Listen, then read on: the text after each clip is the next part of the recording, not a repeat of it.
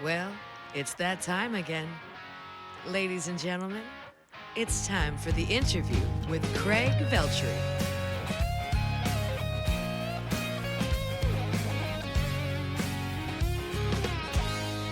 Thank you, Megan Pennington, and welcome to the interview. Our guest is a pop country artist from Iowa that leans heavy on the pop and heavy on the themes dispensed in his lyrics. Prime example is his latest single, 10 Toes. It is an almost uncomfortably self damning song about a man drunkenly spiraling through the loneliness of a breakup and finding no salvation in the flesh or in the prayers. As someone raised Catholic, the line, counting rosaries and still sinning, hit a part of my life where the guilt and shame covered blinded me from any grace that I might have given myself. It definitely screams, pour me another one, but it's self pity without full on melodrama. It's very measured, if not distorted by whatever's coming out of the speaker's veins. Calling in from Des Moines, Iowa, here he is, Lukas Parker. Lucas, welcome to the interview. Hello, thanks for having me. Beautiful day here in Des Moines. I think this is like, I would say peak weather right now. It's probably 70 degrees throughout the week, so really enjoying this week and thanks for having me, man. Spring has sprung, and you wouldn't be forgiven Yes. if somebody thought that they were in heaven, in fact, not Iowa. Oh yeah, Uh, right. I got to shout out to Field of Dreams real quick, right?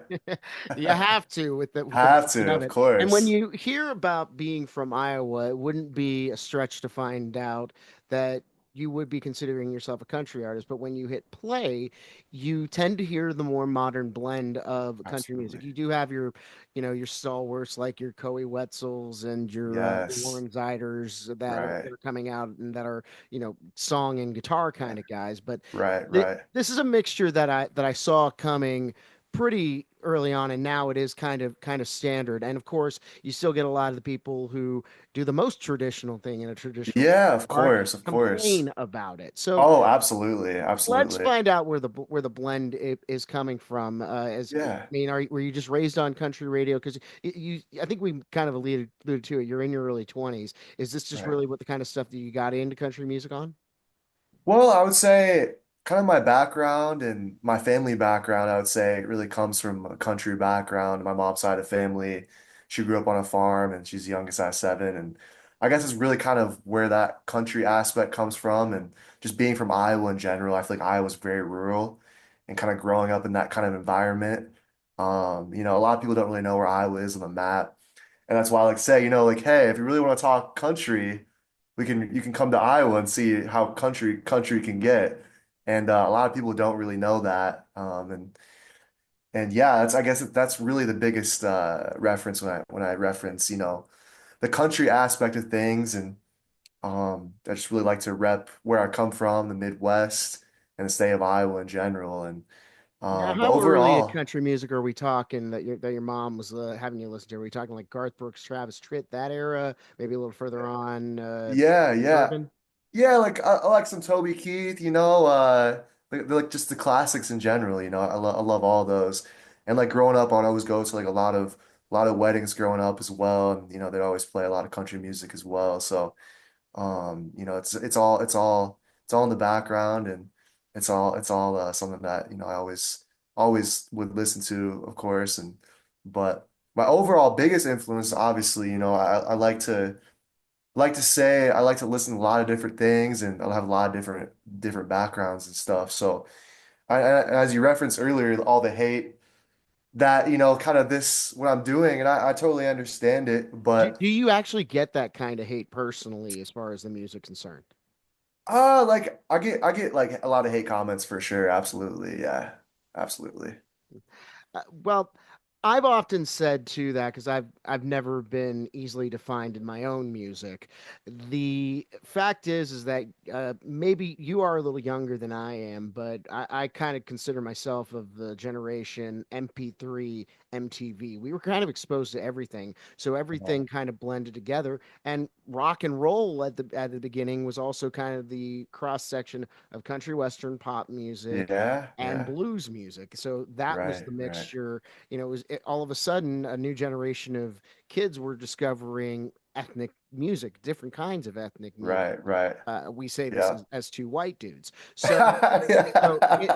that's really what it is. It's just all of Yeah. a sudden the kids are discovering what the kids from other countries and other cultures are bringing Right, into the right. melting pot at this point. And Exactly, it and it exactly. and as hard as country music could try to keep it out as much as possible. Nowadays, it doesn't sound too dissimilar to a lot of the stuff that a lot of the pop and R&B artists are having. I know Exactly. you probably didn't give that Exactly. much thought to the why of it. It's probably more of just what you like of it. Would I be on? Yeah, yeah. Yeah, I would say so. I mean, absolutely. I think we've definitely seen that shift in the past, 3, 4 years. And I said this years Longer than that, ago. I'd say. Yeah, way longer than that, but especially within the last 3 or 4 years, we've seen the crazy shift, especially just the mixing of the pop, the country, all of that. But of course, like pop country has been a thing for almost like 20 years now, maybe if not longer. But yeah, especially these past 3 or 4 years, we've really seen a big shift for sure. But Now, when you sat down and wrote a song, let's just focus in on Toes at the moment. yeah, Uh, yeah, yeah. is this based on actual events? Were you going through a breakup and you were looking for salvation in the bottle and the cross? I would say so. I think overall this song really, especially when I wrote it, it comes from, my personal life and personal experiences overall. Everything I write is really, personal and something that I really actually went through. And overall, yeah, it was a really tough moment in my life, I would say. It was a girl that I really cared about, and sometimes in life you make some bad decisions and mistakes, and You but mentioned three bodies in the middle of the thought, so I usually don't like to go into the salacious on this, but yeah. was it infidelity that led to the downfall of this? No, no, no. I think that reference is more like after the breakup, trying to find someone else, and you just don't really feel anything. You're just kind of going through the motions, kind of thing. And but yeah, no, that wasn't the reason why things happened the way they did. I like to The say I'm pretty lo timeline did check uh, out, but some people are yeah, just like, yeah. oh, but you were sleeping around on her. Right, right. I like to Not say exactly. I like to say I'm a pretty loyal We were on person. a So break. yeah, right. Well, hey, yeah, that could be a thing too for sure. Yeah. Uh, well, so I what I loved is that the first verse kind of had a similar structure, but when instead you kind of it almost reminded me of the second verse of this one song by the Neighborhood, Sweater Weather, that Mm, kind of okay. switched up the rhythm and the melody completely, Yeah, and was a yeah. lot more not verbose but wordy. It had a lot Right, had a right, lot more going on as far as the rhythm and the syncopation. Was that a right. conscious decision? It's like, hey, let's just switch it up right here and then kind of switch it back for the third. I think overall, Corey and I, producer, when we were kind of making the beat, I know the especially the last verse where you're referencing, I was listening to this new Drake album. This is so basic, but there was this song "Raining in Houston," and it's like the outro to that song. And It while wouldn't we be were the making first the time, and beat, and we can I can go on from my problems with Drake, but Drake does utilize that kind of a switch up in the rhythm. exactly, exactly. So And I would say he's definitely one of my biggest influences. And um, but especially that second part of the song, yeah, it's you definitely have that switch up. And if you actually listen to it, you kind of hear like a little bit of like a choir organ sound from like a church almost in a way. And I just love how we really slowed that tempo down. And I think it's a really unique thing that Corey and I did there. And I really love that switch up. And it was yeah, we really just decided let's switch this up towards the end and let's get even more emotional tied to kind of that aspect there. So it was really I thought it was really fun and unique to kind of switch it up there. now, Corey, your producer, obviously, it's Yes. given a lot of comparisons to Kane Brown, to Morgan Wallen, a lot of the Right. more bigger names that kind of utilize the same style. Was Right. is this a local producer based out of Des Moines? And how did you wind up working together? Yeah, so he's located in Nashville actually. So I got the connection with him through Jackie and We And actually, Dalius, yes, who yes, is your manager, I would presume. yes. She helps me with a lot of social media content and stuff like that. And but yeah, she connected Corey and I, and it's crazy how we can record online. Just he's in Nashville, I'm here in Iowa, and there's a way that we Corey do it. Shore, to be clear, correct? Yes, Corey Shore, correct. Yes, absolutely. Yeah. So that's not uncommon. I did my entire last record Oh with wow. in Okay. Pittsburgh. Yeah, and by the way, I like to say my previous record because anytime I say my last record, somebody's gonna scream out, "I hope so." But the my previous record was done. I had a producer in Pittsburgh. I had musicians in Nashville emailing my stuff into Pittsburgh, Wow. and we mastered it with a guy out in Virginia. So it's not uncommon for this thing Wow. to Okay. have been done. But so was he just sending you beats and Right. you were just sending lyrics back and forth? What did your recording, at least on Yeah. your side, look like? Right. So the process that we really do is we start from scratch and we create the beat from scratch. We start from the beginning all the way through. So we'll have specific sessions. So we'll have an opening session where we kind of create the structure of the song, like finding the melody, kind of finding the exact tonality, the overall structure and what we want it to sound like, adding the drums in, adding in the different harmonies and stuff like that in terms of the instrumental. And then from there, we'll gather multiple sessions in and really dive deep into what we like to call, especially once we get to the ending point, we can get deep into like the bells and whistles if we want to call it that. But when looking at the overall structure, that's kind of the base of it, and then we really dive deeper into that. And I think once we really create the whole structure of the actual instrumental, the beat, and everything like that, that's when I really start to write. But when we're really in the process, I'm already thinking about melodies and kind of my choruses and verses and stuff like that. And I'll try and think of like an overall theme of the song before we even get into like anything like that. So overall, it's we've gotten really such a smooth process. We've gotten so quick with it too. The more we work together, it's been a pleasure working with Corey, and he's amazing. He's very So it's kind of talented. like you have an idea. He gets to his beats and he goes in through his process and then he kind of sends it back Yes, to you. yes. Has it ever worked the other way around where you've been kind of like, okay, so it needs to maybe even like beatbox or anything? Michael Jackson used to do that quite a Ah, bit yeah, in yeah. his process. So Uh-huh. have you ever come with like, it needs to sound like I have lyrics, but it needs to Yes. sound like boom boom boom boom boom boom boom if I can use the Of correct course. notation. Yeah, yeah. We'll dive deep into like kicks, drums, snares, all those different types of things, and especially the layers of all those as well. There's so many things you can get into when it comes to especially drums. I mean, drums can go crazy on it. I'm sure you already know that, but Oh yeah, that's why I we didn't dive have any on deep. my last record. Oh, really? Oh yeah, it was a bluegrass country record, Oh, so we didn't okay. use any Yeah. actual percussion. It was really just the strings, Wow, chicka okay. chicka chicka. Nice. Nice. Well, hey, that's almost a drum within itself right there, I think, right? Exactly, exactly. Yeah, yeah, But you say go nuts with the drums. Have you? yeah. Is it just from beat making that you have experience, or are you in fact a drummer? I am not a drummer. I used to produce like my own beats back in the day. Just basic Logic, X Pro, GarageBand, that type of stuff. But I wouldn't necessarily say I'm a drummer by any means, but at all. But Yeah, if you had Guitar Hero, you pretty much had the basics set to yeah, do it. So right, I, exactly. you could make the claim. Lucas Yeah, Parker here on the Craig Veltri interview on the yeah, Scarfire Media Podcast Network. For more on Scarfire Media, go to Scarfire Media online at scarfireradio.net. Now, the mixture and knowledge that you've had is also you're probably more well known before you began a career in earnest through your seven lyrics series online. yes, yes. For those that haven't watched the series, how would you describe the concept of said Yeah, series? yeah.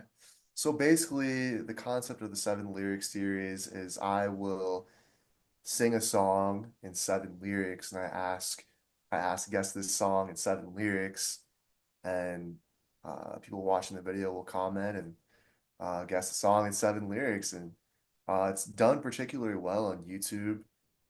Done very well on YouTube. It's where I see a lot of Now, growth, do you present this especially. kind of deadpan? Do you actually sing the melody, or do you just Do you stand forth and just recite? And is it done in a live stream? More about that. Yeah. Yeah, of course. So I'll be there and I'll have the actual mic and I'll pretty much record it in a live set and I'll put the instrumental or beat, if you want to say, of the actual song. So like for example, we can do like let's say I do like a Morgan Wallen song. So it'd be like last night we let the liquor. I don't know if that's six or seven, but That would be set. That'd be 7 syllables. You could have gotten talk in there. last night we let the liquor talk. So it'd be seven right there. So that's what I would do. I'd be like, guess this song in seven lyrics, and I'll go with the instrumental in the back, and I'll have a mic sitting there as well, and I'll be like, last night we let the liquor talk, and then and you know, it's a quick video concept, and people will comment, and they'll be like, oh, last night by Morgan Wallen, just like a quick example there, It's kind but of a yeah, reimagining of Name That Tune, only with, and even in some games on yeah, on the game show, you do have the yeah, yeah, opportunity to, instead of just listening to the notes in the later right, games. right, So exactly. what, and you got like millions of listeners on there. Yeah. It's difficult to say any in success, what is the secret sauce, but maybe you might be different on this one. What would you say? Was it just just your connection to the audience? Did you think they got on with you? I mean, what? How do you explain the success of the series?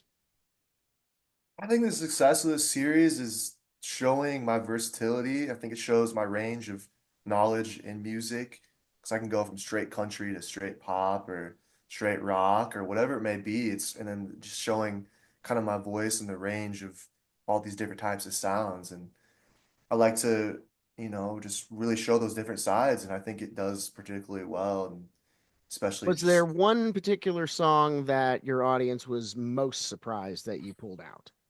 uh, I would say probably like Taylor Swift, honestly.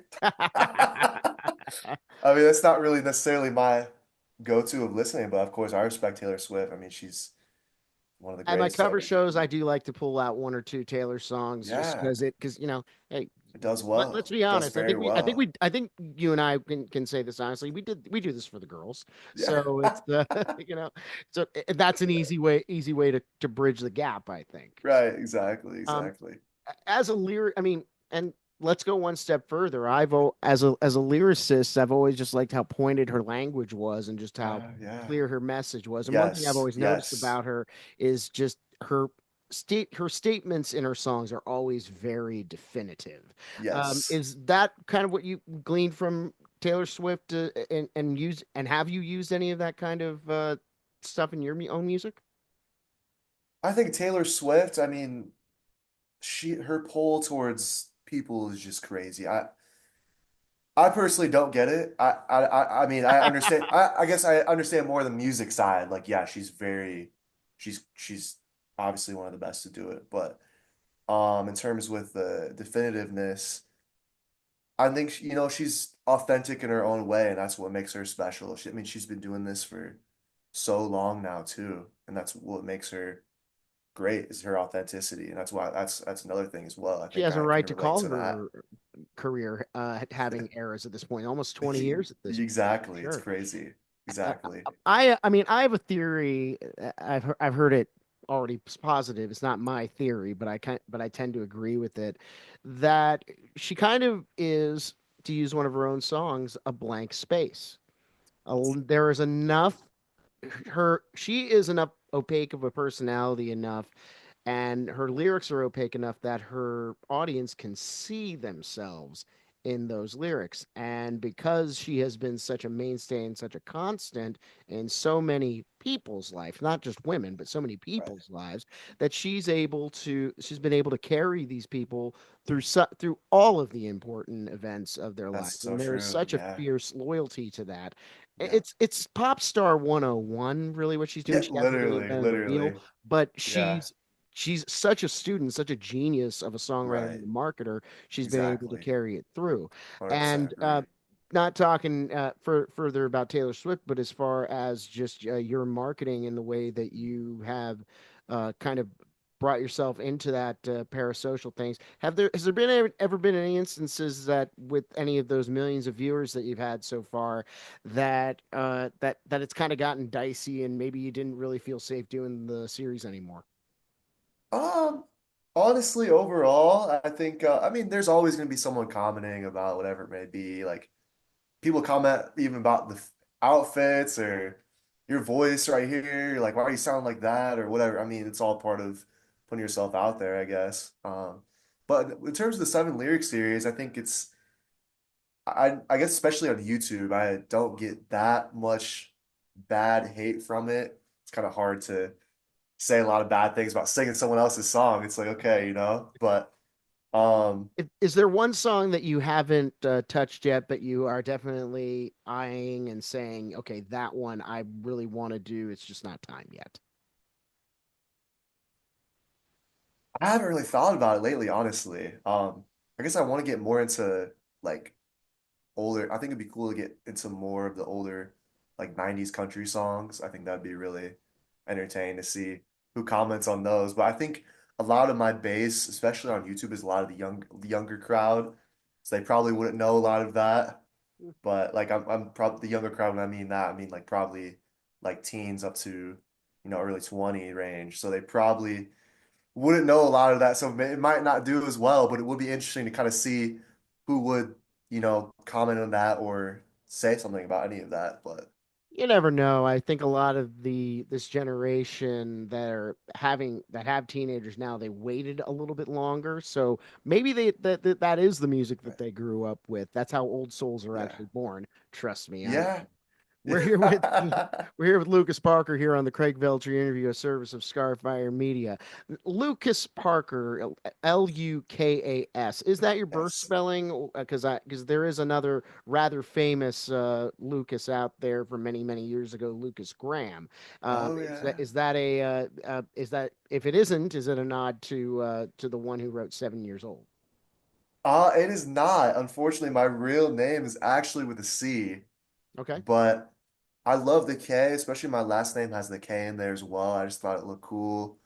And I wanted just to be different a little bit. My mom told me she was supposed to she was thinking about putting my name with a K, which I'm kind of upset about, but it is what it is. So, So but you the liked it and artist you name, claimed it, basically. yes, exactly, 100%. Yeah. Yep. Uh, were you bring up your mother? And do you come from a musical kind of family? Was it always on in the house? Did any of them play? No, no, my parents are not musical at all. Mm.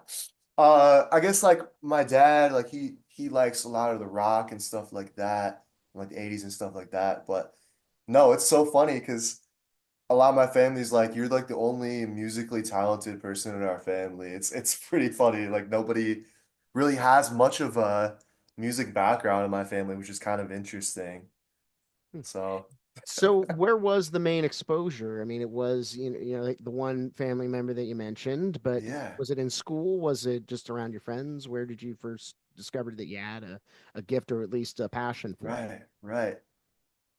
I guess kind of like growing up and I guess I just always geared towards it. Like I remember kind of in the era of the YouTube era of like the Justin Bieber era when he was growing heavy and just kind of that whole era. And I was like a big Chris Brown fan too. Mm. Those are just like other spectrums of artists that I looked up to when I was really getting into music and stuff. And I guess just kind of that whole YouTube era of music at that time period is when I really kind of found my interest in that. And I always loved that scene as well, and just kind of that whole growth of things and kind of getting diving into that and just kind of the whole style of everything that comes with all that too. Well, you meant this might be the first time somebody's actually mentioned, and I don't knock that you have him as a influence, but of a Justin Bieber. Yeah, yeah, Here's this kid, really, here's this kid who was 10 years old, and he's blowing up just doing right, covers on YouTube from his bedroom right, in somewhere in Canada. right, So was it right. kind of a why not I kind of moment when you first saw him? Pretty much. I mean, I guess, and that's another thing too. Like I used when I was a kid. I guess when I probably would have been like 13 was he was I'm not sure the age difference, but whenever he around that time, like I used to put out YouTube videos and stuff like that, which I should I one of my biggest regrets is like not continuing that when I was younger, especially this era now. Social media is just it's crazy game now, which I wish I would just continue to keep doing it. But when you're 13, 10, 11, 12 years old, you don't really think about those things. And That was college for me, and I yeah. remember seeing Boyce Avenue and stuff like that. Uh I'm thinking to myself, okay, maybe I can do that. And I did a couple, and it was met with indifference and bad comments, so I slipped yeah, back into the yeah. books. So Yeah, yeah, yeah. but it I agree. It would it at one point it did feel like it would that it was kind of leveling the playing field for independent artists, and as I continue to see the landscape, it you can worry about the saturation all you want, but as long as the Yeah. art's there and the audience is there, there's a chance for the music to get out there. As Right. far as not only Of this course, single, absolutely. but the prior Absolutely. single, Midwest Cowboy, are you finding that the streaming numbers and the feedback coming back to you are sustaining enough, or are you still finding most of your work through touring, social media, and other stuff? Yeah, I think I'm really at the starting stages. I'm really trying to figure out my overall sound right now. I've really been experimenting. And this next song I have coming out is actually called 7 Days. Corey and I actually just finished up within the past couple of days. So I'm really just been experimenting so much and kind of seeing what works. I think this next song I think is gonna be really good for social media content. Ten Toes, I really couldn't do much for social media content 'cause it's just so raw and it's just not something you really put your face on the screen for. And then Well, I Midwest mean, it's such a Cowboys. shameful song. Your face is just kind of covered up like this. Yeah, exactly, exactly. Uh, I love that song. It's just one of those I want to get in the catalog and kind of have that in there for now. But right now, man, I'm really just trying to find the sound, seeing what works, what resonates with the audience, and if I once I find something that really hits, to really dive deeper into that. So I'm really just kind of trying to see what fits me and what people really like. And honestly, I look back at the Midwest Cowboy, that whole social media posting and everything like that. Like, yeah, I got a lot of hate, but the numbers did pretty well. So hey, I'm thinking what's it? The maybe I hate? dive back into that. I don't know. I mean, it's a lyrically rather inoffensive song to me, but so was it mostly just like, oh God, here comes another kid pissing on Yeah. George Jones's grave? What was it Yeah, that kind of hate? yeah, it's the whole my biggest thing with that was my I did social media content for it where I was wearing like cowboy stuff, whatever. I'm not the most country guy in the world, but I'm from Iowa. And that's where I get like at that countryside, I would say. Like if people actually come to Iowa, you'll see this is a very rural place. I would say arguably top 10 state in the US in terms of how country it really is. Oh Like yeah. if you go to rural Iowa, there's nothing there. Like it's very rural. So that's why I'd like to say, coming from Iowa is very country. But in terms with the overall hate, like I was wearing a lot of country stuff, and the comments are actually pretty funny. Like I know I'm not the most country guy in the world, but it's just funny that people get so offensive, like get so offended over the word cowboy. It's like half these guys most of these guys aren't real cowboys either. Yeah. So I don't understand why people get so offended. It's just like, I like the word cowboy comes from. I like the word. I think they have cool style. And it's just a fun song overall. And people got so offended by me putting like a cowboy outfit in a way and just my lyrics in general, whatever it may be. They just got really pissed about it, but whatever. Yeah, I mean, there are many towns across North America, really, that it's understandable. If you want to call yourself a cowboy, you better actually have Yeah. saddled up, and Yeah, I better get it. broken somebody in. But Yeah. I mean, I've done country music. I've done at least country Uh-huh. music adjacent stuff. Here's the reason Yeah. why I wear cowboy boots. I don't have to tie them. They last 20 years and they make me a little bit taller. Yeah, It's exactly. great fashion Yeah. wear to have. Exactly, exactly. But you don't, I mean, everybody, anybody who says is like, well, it's like you live in Nashville and yet you're not doing country music purely. It's like every music has it has, as we've alluded to, and might this might Yeah. actually just be the theme of the conversation. Yeah. Every music has it. Every art has its evolution. Look at a Exactly. film from 1912 and look at a film from now, Yes. and it's not even the same art form. It's not even Right, in right. color right now. It's because Exactly. technology and everything makes these kinds of things easier. So it's a matter of why would you push back against the tide. And so as you Exactly. are continuing your quest for your sound and for what you are doing, what have you been discovering as far as the song that's coming up, 7 days? Yeah. And is it more of just something that let's see how much of the masses we can get the attention of, and maybe they'll like Right. it, or is it still managing to keep a little bit of introspection in there? I would say this song is very almost like alternative country in a way. It's very summertime, very sunset summertime feel, and that's gonna be just a great summertime song. It's very, very good vibes. Like it's just such a good energy. You'll feel like summertime when you listen to it, and I'm really gonna see how this one does. Especially the chorus is very basic, I would say. It's not a lot of controversial or it's like the Not chorus very goes, mathy, it's been shall we say? 7. Yes, exactly. Like the chorus literally goes, it's been 7 days and there's 7 ways that I feel. That's literally the chorus.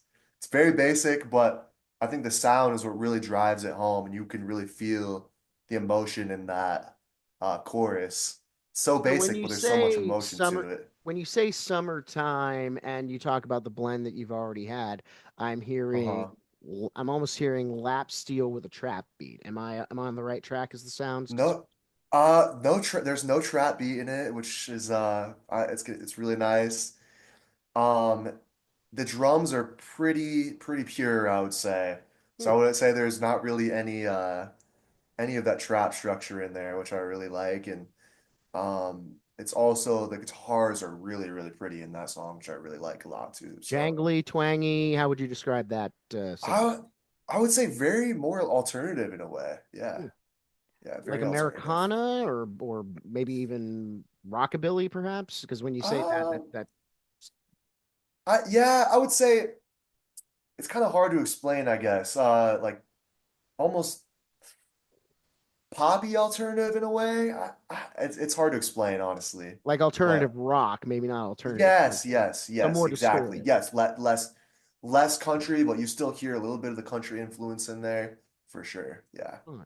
Well, that's what's to look forward to. As far as the current promo cycle for 10 Toes, Yeah. is that going to include a music video? Are you doing more stuff as far as appearances considering it? How much longer are you gonna be pushing this song before we see 7 days?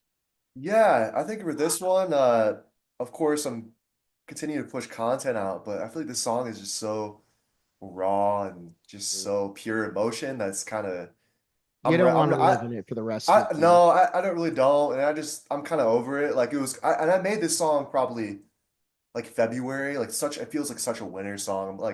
I'm kind of over it, to be Hmm. honest. It was honestly just one of those songs I really wanted to put in my catalog and have there. So in terms of like the numbers and pushing it out, I really don't care too much about that. But this next one, 7 days, I'm pushing heavy, summertime feel, summertime sunset. I'm definitely gonna push this next one pretty heavy. Well, once again, your music and mine ain't exactly the same, but the previous record, that's a lot of the reason that I chose the production. It was to get it out of me before it weighed on me. So I totally Ah, understand yes, where yes, you're exactly. going with Yeah. that. Well, Lucas, we have a nice way of closing here on the Craig Veltri interview. It's called the No Kidding Questionnaire, a couple of rapid Okay. fire questions. First thing that Yeah, comes to your yeah. mind. Whenever you're ready, off we go. Childhood, celebrity crush. Celebrity crush. Jessica Alba. I love Jessica Alba. Yeah. Dark Angel was your introduction, or were you more into like her around Fantastic Four time? Fantastic Four.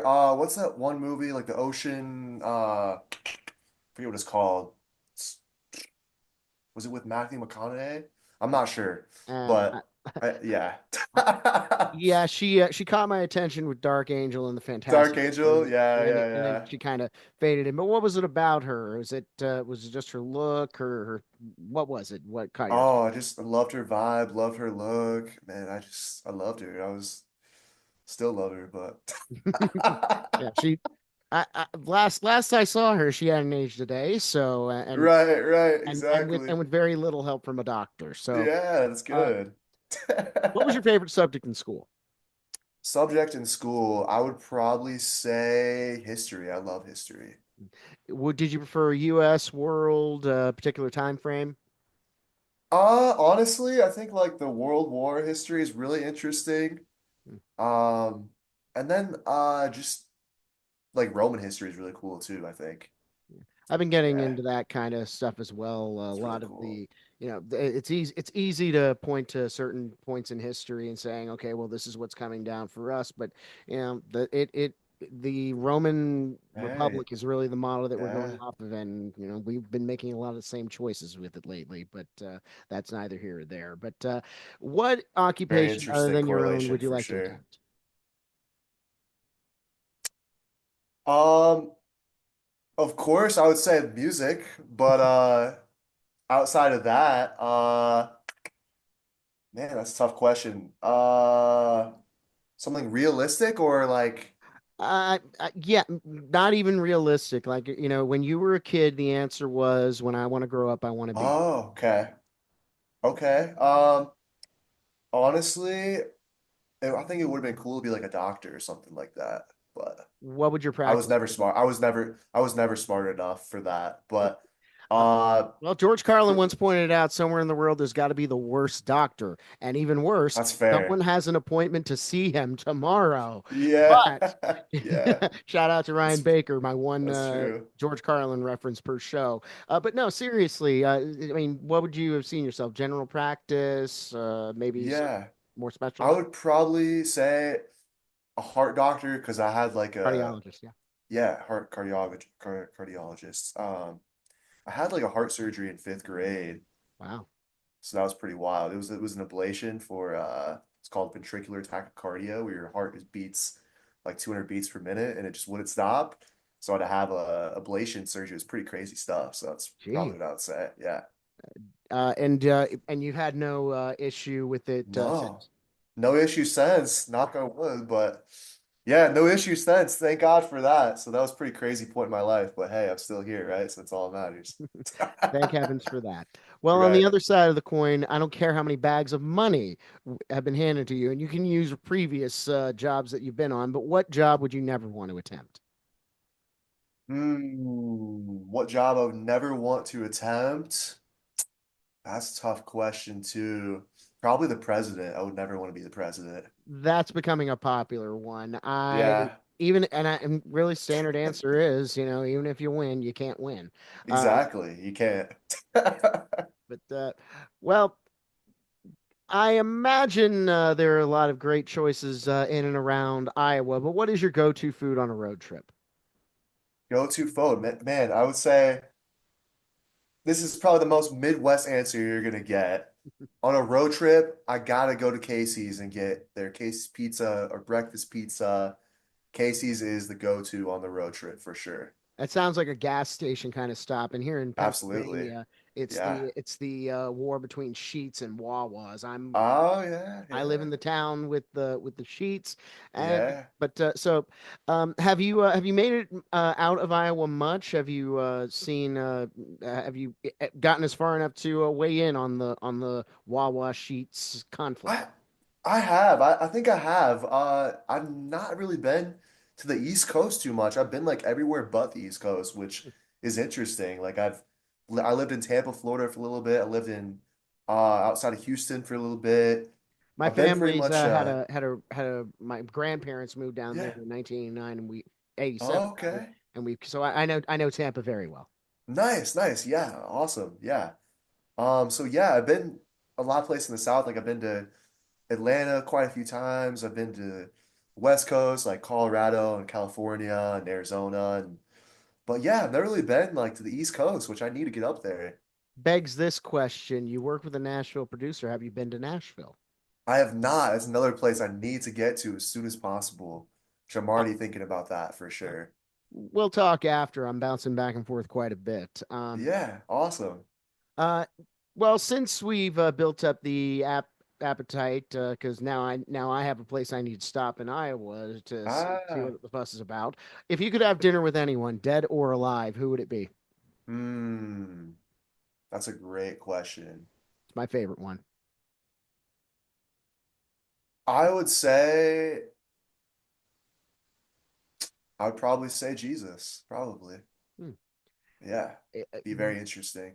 What I mean that you might be the That's a second crazy person one. in the It's 3 year a crazy history one, of this but show to have come up with Jesus.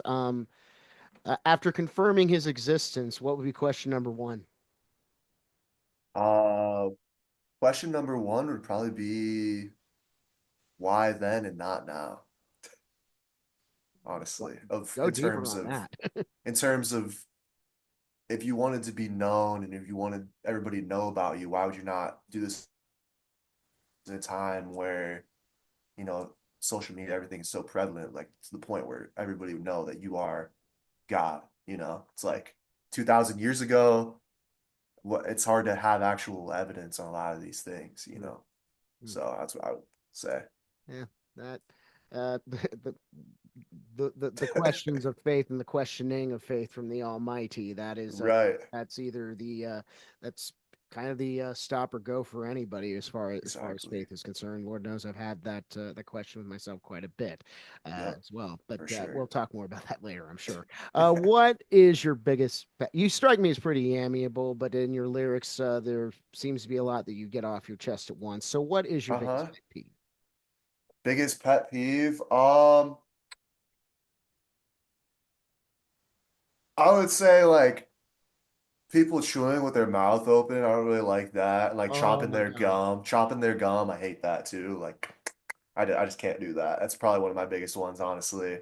I won't name family members. Lord knows there's a lot about this person that they can't help, but even into their 40s, they can't stop chewing with their mouth Oh open. God, yeah. So, It's the yeah, worst. I yeah, can't. yeah. There's a lot more going on with that, but yeah, that if you can help it, please, for the sake of everybody. Please, No, please. we Yeah, like seafood, exactly. not seeing food. Stop. Yes. It's the Um, worst. how recently have you seen this? And is that I, like if a girl if a fine honey is a 10, how quickly did she turn into a 2 in your face? Is that I can't do it. Yeah, that's pretty quick. That's a big that's a big turn off for me for sure. Yeah. uh last question of the questionnaire. What is the Yep. best advice that anyone has ever given you? The best advice that anybody has ever given me, I would say, I guess my dad used to always tell me this, like, don't sweat the small stuff. Like, and it's such a simplistic advice, but because every day I feel like, there's so many different things going on and there's things that are out of our control and you can't change those little things sometimes and you can really get in your head about certain things, but those little things are really you just can't take those too deep or whatever it may be. Just don't sweat the small stuff. I think that's a Or good one. as once again George Carlin once said, don't sweat the petty things and don't pet the sweaty things. Yeah, I like Great, that. I like great that. advice. Well, Lucas, this is the part of the program where every guest should enjoy it the most. It is time for shameless self promotion. 7 days on the horizon, but 10 toes available. Yes. Where can we find that single and where can we Yes, find you, sir. good sir? Fire away. Yes, sir. Absolutely. 10 Toes is out now on Spotify, Apple Music, all streaming services. You can find me on Instagram at Lucas Parker Official, as well on TikTok at Lucas Parker Official, and my YouTube, Lucas Parker. You probably should see me as the first one that pops up. I sure hope so. I have over 2,000 subscribers on YouTube now, but 7 days is coming out. I'm thinking end of June. So I'm really excited to get that one out there, and I'm excited for summer, man. With the weather, it's so beautiful outside. Look, I'm looking outside right now, and I'm so happy for what's next. Super excited and trying to enjoy the present is my biggest thing right now. Really enjoying and living in the present moments is really where I'm trying to get to right now. So It looks pretty good from where I'm sitting too. Okay, it's Pittsburgh. It's a bit cloudy, it's a bit rainy, but from where I'm sitting, the sun is shining all over the place. Lucas absolutely. Parker, thank you so much for Thank you so sharing your much, music Craig. and your vision and for Absolutely. joining me here today on the Craig Veltri interview. Absolutely. Thank you so much, Craig. I appreciate it.